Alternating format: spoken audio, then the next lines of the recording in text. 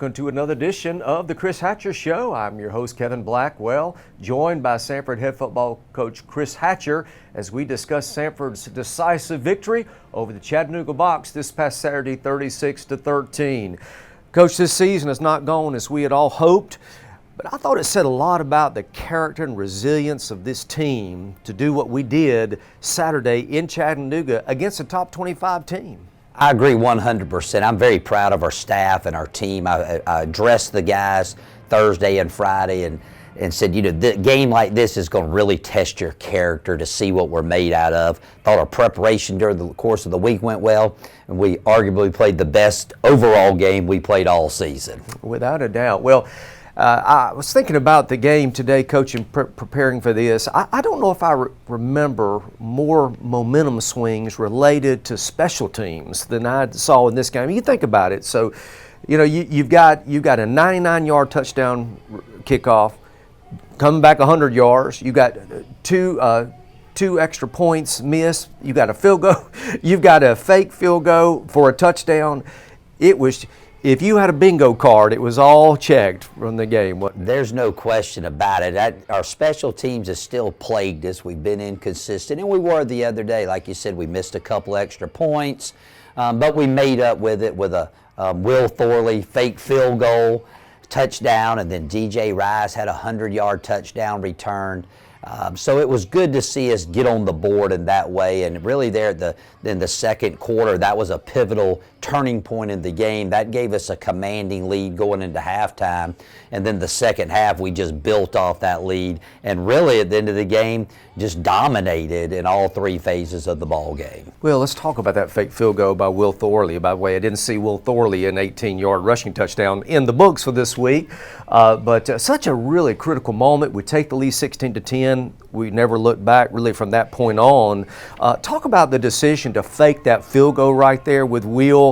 Did you see something on film, or was it just a coaching decision? Our special teams coordinator, Curry Webb, had noticed that our fake field goal had a chance to work this week, and then with our kicking struggles, because up to that point, we'd already missed an extra point.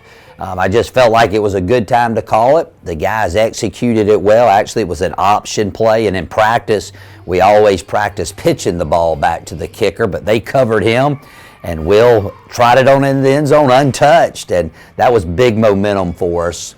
And it got our team back sparked and fired up, and we never looked back from that point forward. Maybe he's got a future as an option quarterback there, right? Well, we'll just worry about him punting now. That's right. Well, it's a great day for the defense as well.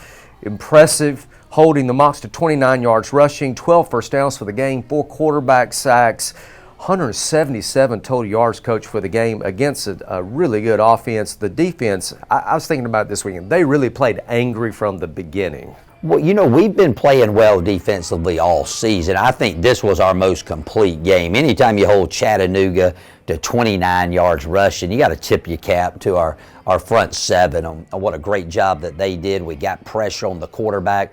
The biggest takeaway from that game is we gave up no explosive plays. And when you're able to shut down the run and not give up big plays, you always have a chance to win. Well, I was really proud for Chattanooga native Noah Martin. He finished his game with 9 tackles, a pass breakup, an interception there to close out the first half, which was a big play in the game, stopping that drive by Chattanooga. Noah had a great group of family and friends in the stands. Really proud for that young man. What a game. He's no doubt the leader of our football team and has had a tremendous career, and every week he shows up to play. So it was special for him to get a victory there in his hometown, especially I think half of our crowd may have been his family, so it was good to see him play well, us get a big win in front of his hometown people. Absolutely. Well, on offense, Quincy Crittenton is named SoCon Offensive Player of the Week after his performance Saturday against the Mocs. Throws for 340 yards and a touchdown, adds 59 more yards with his feet and an additional touchdown.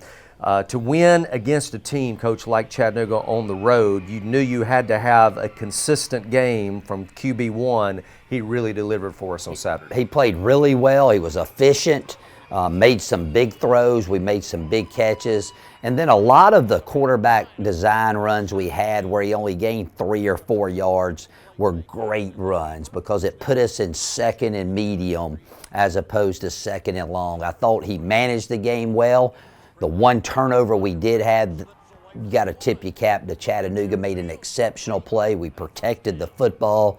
And again, that 17-play, 99-yard drive we had in the fourth quarter, that sealed the deal, and he did a tremendous job. But let's also give a lot of credit to our offensive line. We've been bullied up there a few games in a row.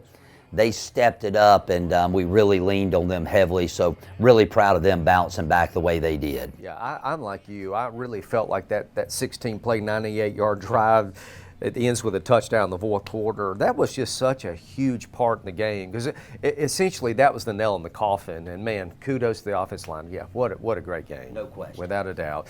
Well, this Saturday is Senior Day at Pete Hanna Stadium as we host the Western Carolina Catamounts for a 2 p.m. kickoff. Western Carolina comes into the game with a 5-2 conference record, fresh off a big win over VMI, and has a chance, depending on what Mercer does this weekend, to share the conference title. They're seeking a playoff spot, Coach. I looked on the FCS playoff brackets this morning. They're a bubble team there, so this is a big game for them. They're going to come in motivated. Talk about the game. Well, we're all motivated. I mean, this is the last game of the season for us, and you always have something to play for, and we want to finish the season with a 2-game win streak, but it goes through Western Carolina. They're very well coached. They have tremendous skill athletes, some of the best in the league. They spread the field on you. They present problems that some other teams in our league don't do. And then defensively, man, they have 11 men around the ball, and they're very aggressive. But, again, they're playing for a potential conference championship, a potential playoff spot. Hopefully we'll play well and knock them out of both of them. Well, Coach, Saturday is Senior Day. We're recognizing some guys that have been great contributors to this program in their career at Samford. Just talk about how meaningful that is for you, for those guys. We certainly want to send them out with a win on Saturday. No question about it, and I challenge all of our fans to come out early. These guys have sacrificed, worked really hard to put them in a position to graduate from Samford and represent the university in a great way. We have over 50 people that we'll recognize as far as support staff. We have a lot of walk-ons. Over half of the group are guys that walked on our team. Being a former walk-on, I have great respect for those guys finishing their career and not always getting the game day recognition that we all really like. So it's going to be a special day. It's always a sad day for me because I spend so much time with these young men. But Samford, and I hope Samford football has prepared them for great successes down the road. So come out and support these guys. They very much deserve it. Absolutely. And fans, come out in the pregame, come early for that. Make sure you get your seat. You don't want to miss the recognition of our seniors that send them out in the right way. Again, kickoff is set for 2 p.m. Tickets are still available at SamfordTickets.com. If you can't make out the game, it will be televised on ESPN+. We hope to see you at the game this Saturday. Coach, good luck. Thank you very much, Kevin. We'll see you at the next edition of The Chris Hatcher Show.